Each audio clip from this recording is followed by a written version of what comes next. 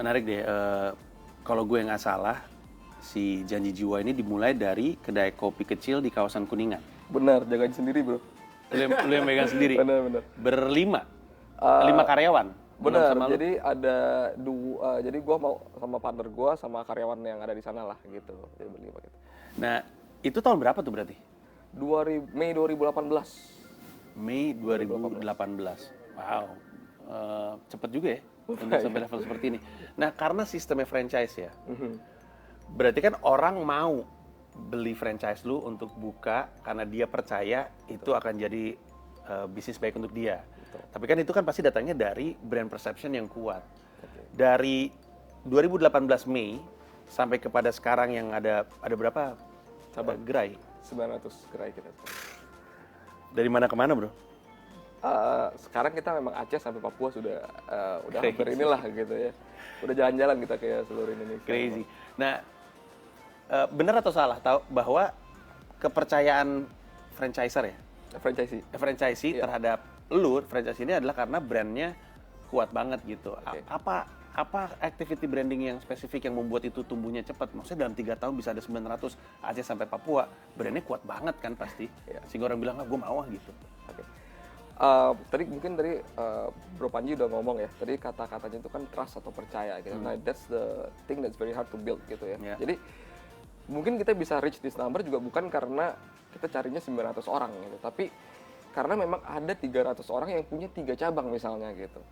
Jadi itu juga mereka bisa buka cabang, artinya apa? Mereka udah menjalankan bukan hanya dari segi marketing atau brand yang di-support yang kuat, tapi dari segi seperti kita tahu tuh bisnis itu kan bukan hanya kayak jualan nama aja, tapi di belakang itu banyak sekali kayak backbone-nya yang seperti kayak administration management support, dari administrasi support dan lainnya itu mereka percaya kalau kita tuh pelan-pelan keep on improving. I'm not saying perfect lah karena perusahaan kita ber2 tahun jadi is very young juga gitu ya. Tapi ketahuan kalau misalnya kita memang through the time itu kita keep on improving on that gitu. Jadi itu yang buat mereka yakin kayak oke, kita buka cabang satu lagi deh yang di sini udah profitable, kita kumpulin lagi, kita bisa buka lagi gitu. So the word trust itu kita build over time sih dengan franchise kita. Gitu. Di benak banyak orang ya, kalau ngelihat sebuah bisnis yang pertumbuhannya sangat pesat, apalagi kayak Kopi Janji Jiwa, dari 1 ke 900 dalam waktu 2-3 tahun? 2,5 tahun lah. 2,5 tahun. Ya. Orang akan mulai bertanya, apakah Kopi Janji Jiwa punya cita-cita atau ada dalam rencananya untuk mulai hadir di luar negeri. Karena kan banyak orang berpikir bahwa sebenarnya tuh kita tuh udah cukup deh kayaknya jadi pasarnya dunia dan udah saatnya menawarkan dunia sesuatu gitu. Apakah ini ada dalam rencananya Kopi Janji Jiwa atau enggak dulu atau gimana? Aceh Papua udah kena, bro. Jadi sebenarnya sih memang dreamnya sih pengen ke neighboring countries ya sebenarnya gitu. Cuman ada satu sih kita kan bawa nama Indonesia gitu. Jadi ada satu kayak semacam tanggung jawab juga kalau keluar sana jangan sampai malu-maluin gitu kan. Jadi in this case kita memang sekarang sih banyak kan research gitu kayak misalnya ke negara kayak misalnya kita ke Brunei atau ke Malaysia gitu. Actually taste profile-nya sama atau enggak sih gitu. Jadi banyak hal yang kita consider dulu sebelum kita ke sana gitu. Tapi buat rencananya sebenarnya memang sudah ada rencana ke sana lah gitu buat kita. Iya. Butuh store manager. Seperti itu lah. Iya. Main Brunei mah gue berangkat lah.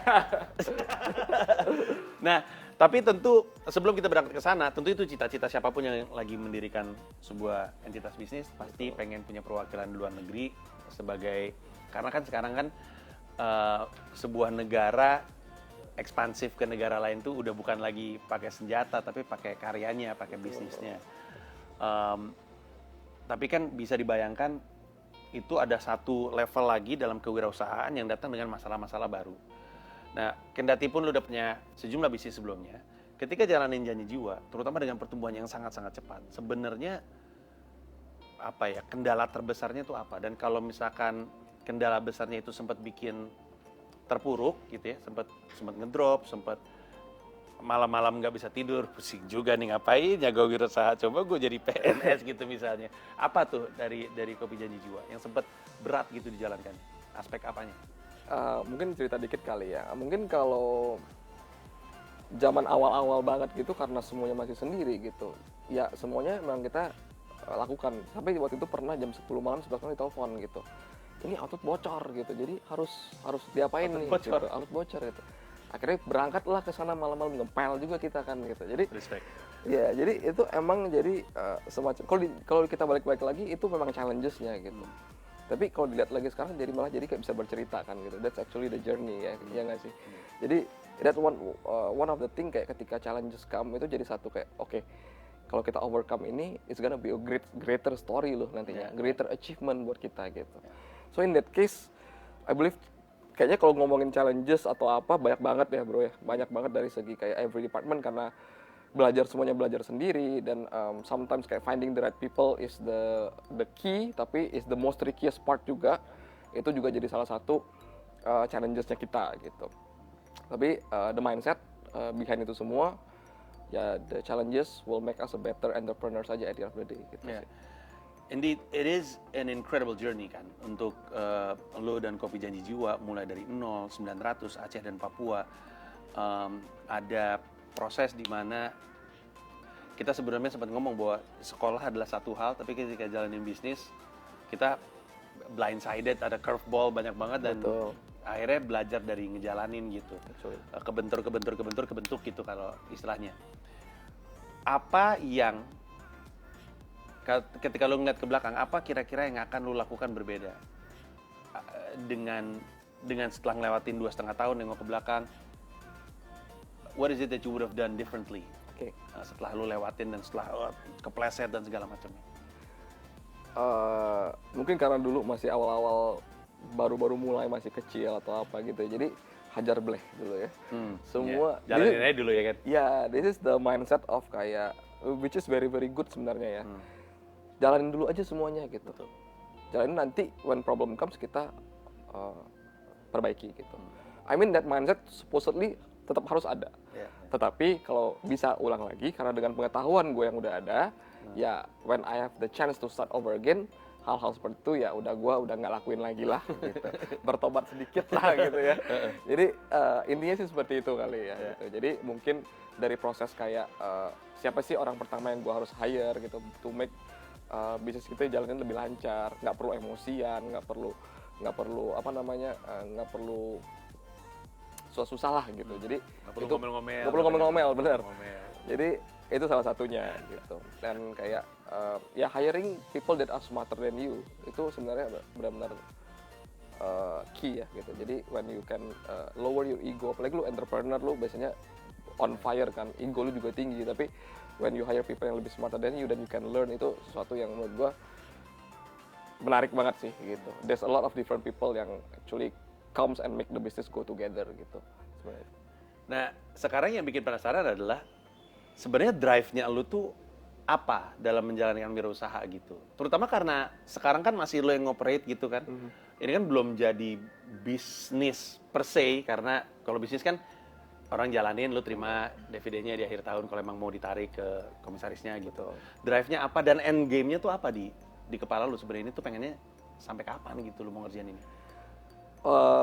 Apakah lu nanti mau berhenti terus bikin yayasan malaria kayak Bill Gates gitu kan? Waduh, ngomongin Bill Gates. Apa lu kira-kira? Itu kayaknya very good question buat sekarang ya gitu, karena kayaknya sekarang itu memang kita udah jalan lumayan jauh gitu, tapi masih banyak kayak PR yang belum diselesain gitu.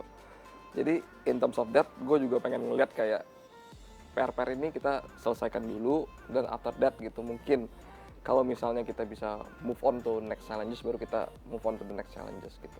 At the end of the day sih, gue pengennya sih memang brand ini brand Indonesia gitu.